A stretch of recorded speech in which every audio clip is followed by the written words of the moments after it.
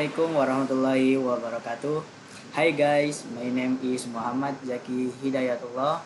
I study at Islamic University of Maulana Malik Ibrahim Malang. In this video, I will share what I usually do every day. I wake up early every morning because I like to start my day with exercise. After I brush my teeth, I eat a healthy breakfast with my family. My brother usually reads the newspaper while I drink my milk.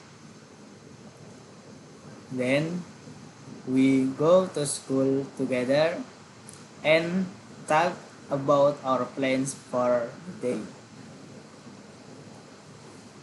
I study hard in class, but I also enjoy playing with my friends during break time.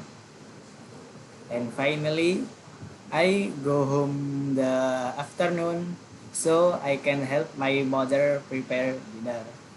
Thanks for your watching. Wassalamualaikum warahmatullahi wabarakatuh.